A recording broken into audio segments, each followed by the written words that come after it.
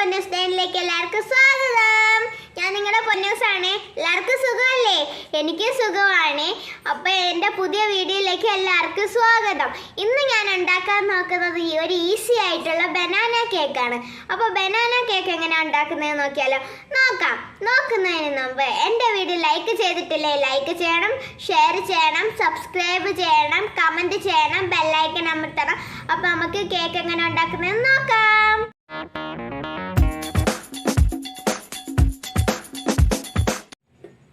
Friends, അപ്പോൾ നമുക്കിനി ഇൻഗ്രീഡിയൻസിലേക്ക് പോകാം. ഇൻഗ്രീഡിയൻസിലേക്ക് പോകുമ്പോൾ ആദ്യം നമുക്ക് വേണ്ടത് 2 ബൗള് എടുത്ത് തുടച്ച് വൃത്തിയാക്കി വെക്കണം. പിന്നെ വേണ്ടത് ഒരു അരിപ്പ.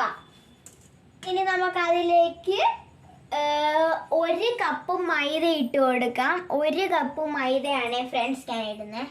നമുക്കതിലേക്ക് 1 ടീസ്പൂൺ ബേക്കിംഗ് പൗഡർ ഇട്ട് കൊടുക്കാം. ഇനി അതിലേക്ക് 1/2 ടീസ്പൂൺ ബേക്കിംഗ് സോഡ. ഇനി അതിലേക്ക് 1/4 ടീസ്പൂണിന്റെ പകുതി ഉപ്പ്. ഇനി നമുക്കത് ഒന്ന് ഇത്തിരി ഇളക്കി കൊടുക്കാം.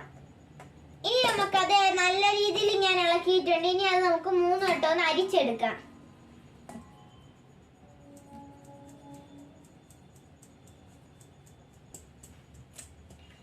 നിങ്ങൾ എല്ലാവരും ഇത് അരിക്കണം. ഇത് അരിക്കുന്ന എന്തിനാന്ന് വെച്ചാൽ കേക്ക് നല്ല സോഫ്റ്റ് ആവാനാണ്. ഇത് അരിച്ചില്ലെങ്കിൽ കേക്ക് നല്ല സോഫ്റ്റ് ആവില്ല.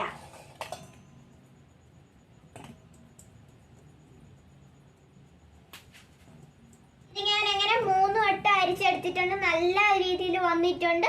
ഇനി നമുക്ക് ഈ അരിപ്പ മാറ്റി വെച്ചിട്ട് നമുക്ക് മറ്റേ ബൗളെടുത്ത് ഈ ബൗളിലെ മണ്ടയിൽ അടച്ചിട്ട് പൊടിയൊന്നും വീഴാതെ സൂക്ഷിച്ച് ഒരിടത്തേക്ക് മാറ്റി വെച്ചേക്കാം. ഇനി നമുക്ക് കുറച്ച് ബദാമും കാഷ്നട്ടും കൂടി ഒന്ന് മിക്സിയിലിട്ട് അടിച്ചെടുക്കാം. ഇതൊരു 5-8 എണ്ണം ഉണ്ട്. ബദാം ആയാലും ഒരു 5 എണ്ണം ഉണ്ട്. കാഷ്നട്ട് ആണെങ്കിൽ ഒരു 8 എണ്ണം ഉണ്ട്. ഇത് നമുക്കൊന്ന് മിക്സിയിലിട്ട് അടിച്ചെടുക്കാം. പിന്നെ നമ്മൾ മൊത്തം പൊടിച്ചെടുത്തിട്ടുണ്ട്.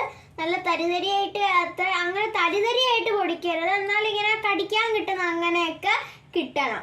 നമ്മൾ പൊടിച്ചെടുത്തിട്ടുണ്ട്. ഇനി നമുക്ക് ഇതെടുത്ത് നമ്മൾ നേരത്തെ വെച്ച ഈ ഫ്ലോറിനകത്തോട്ടൊന്ന് ഇട്ട് കൊടുക്കാം.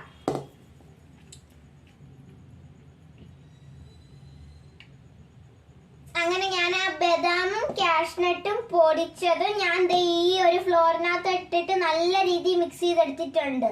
ഇനി നമ്മൾ എടുക്കേണ്ടത് ഒരു ബൗളാണ്.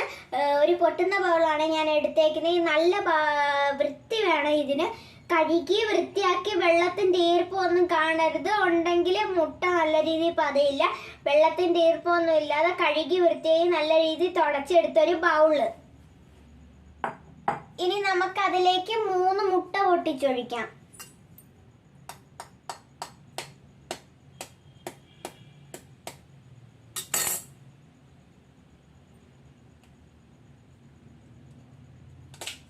ഫ്രണ്ട്സ്, ഞാനിങ്ങനെ ആദ്യത്തെ മുട്ട പൊട്ടിച്ചിട്ടുണ്ട്. നമുക്ക് ബാക്കി മുട്ടയും കൂടി പൊട്ടിച്ചിട്ട് കാണാം. അങ്ങനെ ഞാൻ 3 മുട്ട പൊട്ടിച്ചെടുത്തിട്ടുണ്ട്. ഇനി നമ്മൾ ഒരു ബീറ്റർ എടുത്തിട്ട് നമുക്ക് ഇതൊന്ന് ഇങ്ങനെ അടിച്ചെടുക്കാം.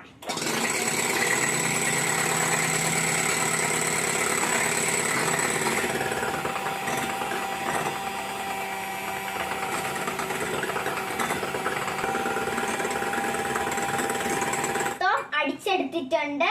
ഇപ്പൊ നല്ല രീതിയിൽ പതഞ്ഞു വന്നിട്ടുണ്ട്. ഇനി നമുക്ക് അതിലേക്ക് 1/2 ടീസ്പൂൺ വാനില എസൻസ് ഒഴിച്ചു കൊടുക്കാം. ഇനി നമ്മൾ ഇത് നല്ല വൃത്തിയിനെ അടിച്ച് പതപ്പിക്കണം. കാരണം മുട്ടയുടെ മണം വരാതിരിക്കാനാണ്.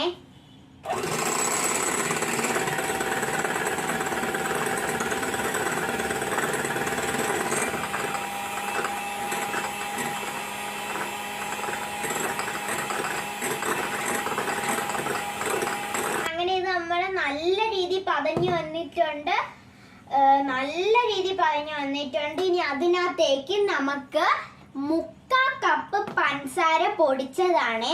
ഇത് ഞാൻ മിക്സിയിലിട്ട് പൊടിച്ചെടുത്തതാണ്. 1/4 കപ്പ് പഞ്ചസാരയാണ്.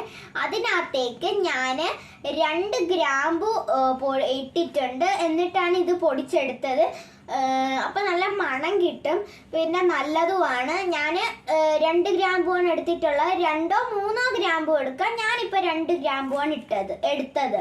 ഇനി നമുക്ക് അതൊന്ന് ഇതിനകത്തേക്ക് ഒരു ഇത്തിരി വെച്ച് ഇട്ടിട്ട് നമുക്ക് അതൊന്ന് ബീറ്റ് ചെയ്ത് കൊടുക്കാം.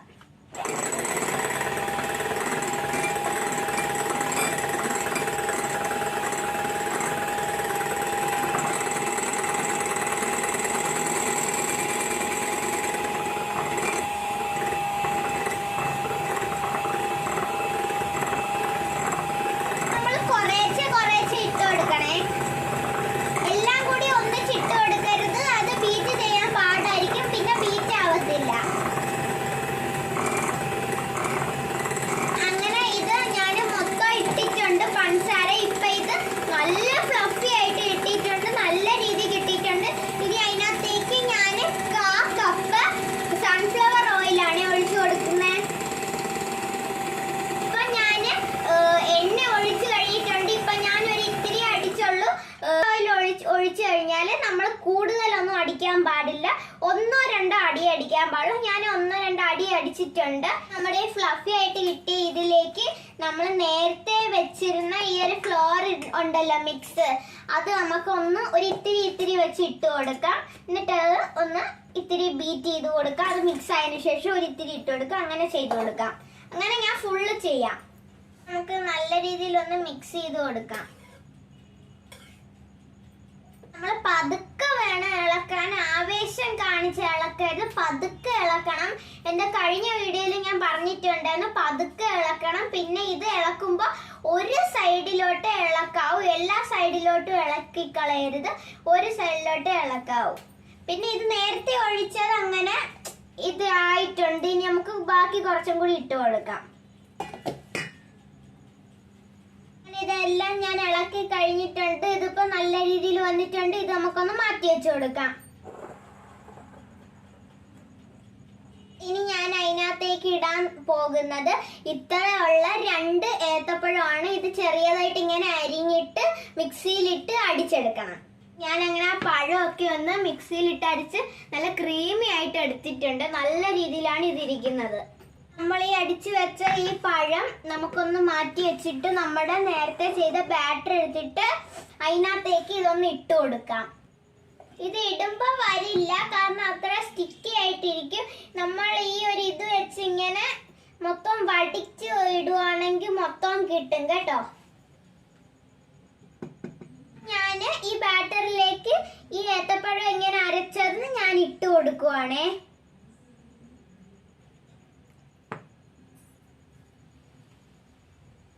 ഫുള്ള് വടിച്ചിട്ടിട്ടുണ്ട്. ഇനി ഇത് നമുക്ക് ഒന്ന് നല്ല രീതിയിൽ ഇളക്കി കൊടുക്കാം. ഇത് മൊത്തം ഇട്ട് നല്ല രീതിയിൽ മിക്സ് ചെയ്ത് നല്ല സൂപ്പർ ആക്കി എടുത്തിട്ടുണ്ടേ. ഞാൻ എടുത്തേക്കുന്നത് ട്രേ ആണ്. ട്രേ എടുത്തേക്കുന്ന അളവെന്ന് വെച്ചാൽ 8 ഇഞ്ച് ട്രേ ആണ് ഞാൻ എടുത്തിട്ടുള്ളത്. ഞാൻ എടുത്തിട്ടുള്ള 8 ഇഞ്ച് ട്രേ ആണ്. ആ ട്രേക്കകത്ത് ഒതുങ്ങുന്ന രീതിയിൽ ബട്ടർ പേപ്പർ ഞാൻ കട്ട് ചെയ്തെടുത്തിട്ടുണ്ട്. ഇനി കട്ട് ചെയ്ത് ഇതിനകത്തേക്ക് നമുക്കൊന്ന് ഓയിൽ ഗ്രീസ് ചെയ്ത് കൊടുക്കാം. ഇനി ഞാൻ അതിനകത്തേക്ക് നേരത്തെ ചെയ്ത ബാറ്റർ ഒഴിച്ചു കൊടുക്കുവാണേ.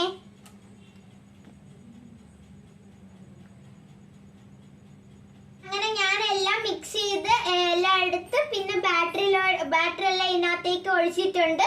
ഇനി നമുക്ക് ചെയ്യേണ്ട അതൊന്ന് ടാപ്പ് ചെയ്ത് കൊടുക്കണം. കാരണം എന്തിനാന്ന് വെച്ചാൽ ഈ എയർ ബബിൾസ് എല്ലാം പോവാനാണ്.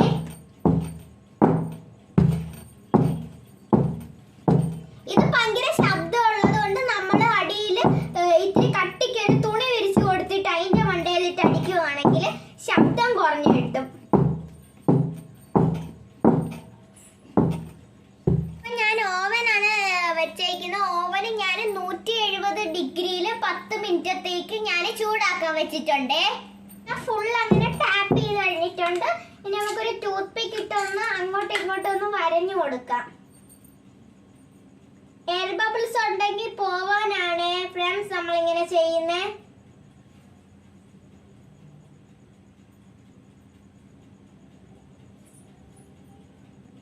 അങ്ങനെ ഞാൻ ഫുള്ള് ടാപ്പ് ചെയ്ത് കഴിഞ്ഞിട്ടുണ്ട്, വര ഇട്ട് കൊടുത്തിട്ടുണ്ട്. ഇനി ഞാൻ ഇത് ചെയ്യാൻ പോകുന്നത് എന്താന്ന് വെച്ചാൽ ഇത് ഓവനിൽ വെക്കാൻ പോവാണേ. ഞാൻ അങ്ങനെ ഓവനിൽ അത് വെച്ചിട്ടുണ്ട്. ഇനി നമുക്ക് ഇതൊരു അരമണിക്കൂർ തൊട്ട് 3/4 മണിക്കൂർ വരെ ഒന്ന് ആവാനായിട്ട് വെയിറ്റ് ചെയ്യാം. ഗൈസ്, അങ്ങനെ നമ്മുടെ കേക്ക് റെഡി ആയിട്ടുണ്ട്. ഇനി നമുക്ക് ഇതൊന്ന് തണുത്തിട്ട് നമുക്ക് ഒന്ന് ഡീമോൾഡ് ചെയ്തെടുക്കാം. ഫ്രണ്ട്സ്, അങ്ങനെ നമ്മുടെ കേക്ക് തണുത്തിട്ട് ഡീമോൾഡ് ചെയ്തെടുത്തിട്ടുണ്ട്. നല്ല സൂപ്പർ കേക്കാണ്, നല്ല സോഫ്റ്റ് കേക്കാണ്, നല്ല മണമൊക്കെ വരുന്നുണ്ട്. നമുക്ക് ഇതൊന്ന് കട്ട് ചെയ്ത് കഴിച്ചു നോക്കാം. കട്ട് ചെയ്ത് കഴിക്കുന്നതിന് മുമ്പ് എൻ്റെ വീഡിയോ സബ്സ്ക്രൈബ് ചെയ്യണം, ഇഷ്ടപ്പെട്ടെങ്കിൽ ലൈക്ക് ചെയ്യണം. പിന്നെ കേക്ക് തീർച്ചയായിട്ടും ഉണ്ടാക്കി നോക്കിയിട്ട് കൊള്ളാമെങ്കിൽ കമൻറ്റിലൂടെ അറിയിക്കണം. പിന്നെ ഷെയർ ചെയ്യണം, ബെല്ലൈക്കൺ അമർത്തണം. അപ്പോൾ നമുക്കൊന്ന് കട്ട് ചെയ്ത് നോക്കാം.